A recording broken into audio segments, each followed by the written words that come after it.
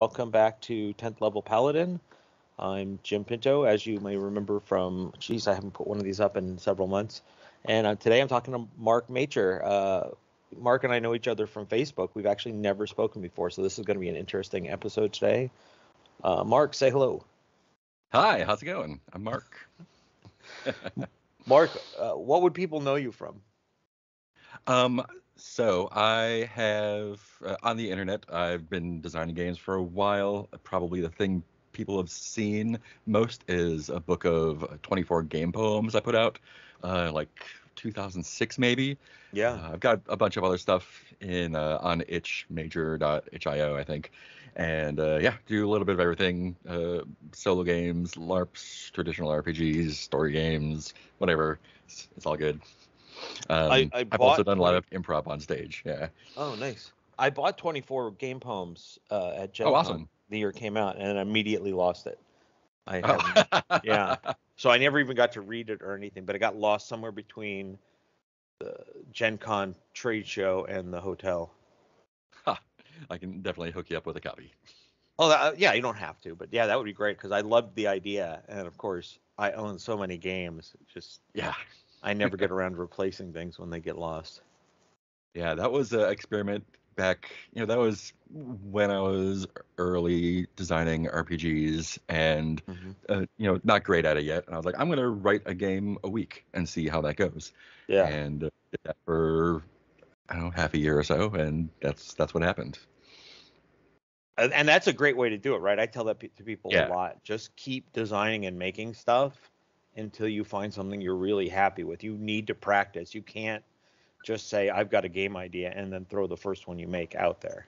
Yeah, it's that heartbreaker thing. Yeah. It's the pot throwing analogy. If you make 100 pots, you're gonna get a good one. If you spend $100 trying to make a good one, then maybe good might be bad. Yeah, exactly. Definitely my game design since then has been way better. So I'm pretty happy with the way it came out. And then, of course, there's always just the passion of making games. There's a lot of people that just want to get them all out there. Hey, that's me. I just described me. That just want to get all of them out there and get as much done as they can. And I appreciate that, and I can absolutely see that. But if you're a nobody yet, you don't want to put out everything that you've got, every idea that you've got, because then you're going to build that kind of reputation. Right. Yeah. So, Marc, tell me about your favorite character. Cool. My favorite character, I think. So I GM a lot. Sometimes, but I think the one that strikes me as my most favorite, I think, is a character from a Shadowrun game in college. So this is early 90s, probably 90, 91, 92. And this was the first time I played Shadowrun, and it was a pretty long campaign we wound up running. And I played a rocker character in that game, and his name was Sonic Wilson.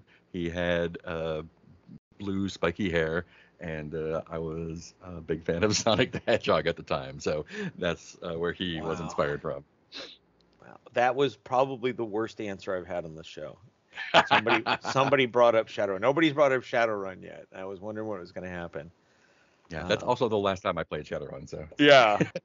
So that's funny that you had a campaign out of it, though, because I've never heard of anybody lasting more than 3 sessions playing Shadowrun. So you got to at least tell us about the campaign. Yeah, we played for about 2 years. It was a bunch of computer nerd friends of mine from college, and we had the standard array of not Gunlugger, what was it? Street Samurai and deckers and riggers and all that stuff. And I think the GM pretty much just ran us through a lot of the adventures that were available at the time. And as new ones came up, we went through those. There was one where we went to Germany or something, and instead of Chummer, it was Chumlicken. That was a running thing for a while. It was just I think we just ran through all the standard adventures, and then when those ran out, just kind of kept going from where we were. One of the things that makes Sonic memorable for me is that early on, in the second or third one, something bad happened and he was hit with some mutagen that did nothing at the time, but over the course of the campaign, he slowly transformed into this like mutant whale spider giant blue thing. And like went from being a character that was played to something that showed up in the background. So that was a just became a fun fixture of the campaign later on. You guys mix so many tropes and stereotypes into that story. Yeah. There's a lot of Teenage Mutant Ninja Turtles showing up in your Shadowrun game. That is weird. So what was Sonic known for? I forget the name of the band, but he was he was a famous in-world rocker that got in with the mafia, I think, and owed a lot of money. So his music career was just to pay the bills, but he had to do runs to pay off the mob. So, but everywhere he went, he was known. So it was hard to do undercover or subtle work because anytime he was there with his face on, he was recognized. So that led to a lot of fun complications. So I don't want to use your story as a chance to sell my book, but I do want to talk go about for it. What you just said, which is that he owed money to the mob. And a lot of people don't cover this in their backgrounds for their characters when they're playing in some sort of adventure game. And Shadowrun's an adventure game. It's D&D with guns. Especially first edition. But I love it when players take the time to think about, why is it that I'm risking my life doing this stupid thing? Yeah. Right? I'm going to go into a dungeon with these. Is the worst decision you could make. Yeah. I'm going to go into a dungeon with these 3 strangers that I've never met, and I'm going to hope I come back alive. That you only do that if you're desperate. And exactly. So you spent the time thinking about that. And there's a role-playing game called Into the Odd Electric Bastion, where your character class tells you who it is you owe money to and why it is you have to go adventure. And I love that part of the game too. But there's a game called Trophy Dark, also Trophy Gold. Part of the character generation is because the game is Trophy Dark anyway, is you're going into the forest and you are probably going to die. It's like a one shot. And one of the character creation is why are you risking everything to possibly come back alive with some treasure? So that's a super important part of character stuff for me. And I really like those questions, and I think they belong. I really think they belong in a lot more games. Absolutely. Call of Cthulhu kind of needs that sort of attention of what it is that drew you to even think of this. Unless you're playing normies, right, who don't know a thing about Cthulhu and you're just getting sucked in, right? That's fine. But yeah, I think does Gumshoe do or Trail of Cthulhu, or I think Cthulhu Dark does that too, where they're like, where like you have to have some connection to something that explains why you don't just run off screaming. Right. Yeah. So if anybody gets anything out of this episode, at least they can start thinking about that when they're starting their next campaign. And even if the game doesn't support it directly, like it's up to you as a GM or someone who's making characters to find a reason why you're doing this incredibly stupid thing. Well, which brings me to another question about Rocker. Was there a turning point for Rocker where I don't need to do this anymore, but I'm addicted to this, or what was happening that he kept doing it? Yeah, I think the debt to the mob was fun because I'm like, I say it's 100,000, I pay off 20,000, and they're like, great, now you owe 110 because of interest. Like, fuck. But after paying it off, after a year, part of the thing was the connection with the group, because we had an established thing and there's relationships between the characters, but also trying to find, because after a year or so of turning into this slug thing, being a rocker is not such a viable career anymore. Right. So part of it's trying to like figure out how to stop this before it goes too far, which did not happen. So did you end up making another character in that campaign, or did you just stop playing? Yeah, eventually. I don't recall who it was though. I think we had graduated and come back and played a little bit, and just for old time's sake, like, okay, this was fun, but probably not gonna do this for a long time. I notoriously make fun of Shadowrun because I don't think anything Oh yeah, in it supports anything that they're trying to do. I don't think the it's a mechanics work. ridiculous game. Yeah. But I have played 4 different times, and each time it was just a one shot because it was unsustainable because people, oh, I Yeah, can't make it anymore, or wow, this is really dumb. We reached that. When you're 35, Shadowrun is a very yeah. different game than when you're Oh 15. yeah, yeah. And It's super dumb. And yeah, after we finished our first round of the campaign, this is telling, that group, including me, went on to play Rifts for a oh year or two. wow, So wow. that that was the tone. Rifts has a weird special place in my heart, and I can't believe I'm admitting this. I've never said this online before. Um, because I think the mechanics are garbage because, Yeah, obviously it's Palladium Palladium. It doesn't, system. Yeah. half of it's not even explained or anything. But Torg was my favorite game for so long. And when I look at Mm, Rifts, I think to myself, there's a game that they could have made 100,000 character classes for, and they just came out in individual books. Had the yeah. mechanics made sense, had the source books been devoid of the power creep, right? Because every Yeah. source book is better than the last one. They could have MDC kept that baby. game going forever with just new ideas. Here's another character class from another dimension, from another planet, from another world, Yeah. whatever. They could have been doing that. It could have been a favorite of everybody in the hobby. Instead, they wrote it half-ass, and then they just kept putting out bad books for it. But so Rifts has Yeah. a special place in my heart because it could have been done right, and it wasn't. Yeah. This is bonkers. It's yeah. So tell me one big thing that Rocker did, right? That the group was talking about for years. Oh man.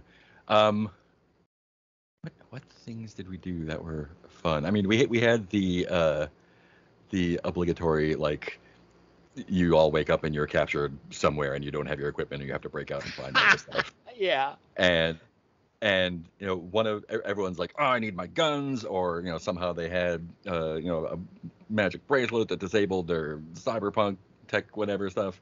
But one of the things that I needed to find was my guitar. So that was one of his primary objectives for that, while everyone's worried about finding things to shoot people with. Right. Um, and yeah, getting one of our first encounters after getting geared back up. Sonic is less interested in shooting the bad guys and more interested in knocking out a sweet solo. So that was a fun scene. Sweet solo. That is funny. So what was Rocker's band doing when all of these things were happening? Obviously, they're just waiting around. Yeah, I guess I don't think we ever filled. It was Sonic Wilson and the. I need to find. I'll ask. I don't remember what it was. It was something. It was something theme appropriate. I can't remember what it was.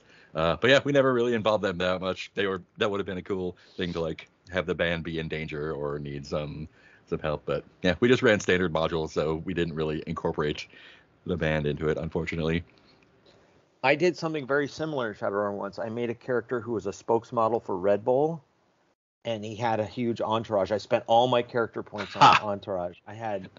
So I was totally ineffective at all. I had guys with Yeah, cameras following us everywhere, and I was just constantly. I was a 24/7 commercial for Red Bull, and nice. again, it's one of those ones where we didn't survive. The campaign didn't survive past the session, so it didn't matter. But everybody Yeah, hated me. Like, what are you doing broadcasting all this? We're doing this illegally. My fans want to yeah. know. It's so interesting. Like, even the Cyberpunk 2020 or whatever, those games. So they all had classes that were pop stars Yeah. or reporters or whatever, because it's so interesting to see sort of the genealogy of things coming from the cyberpunk fiction of the time, which Right.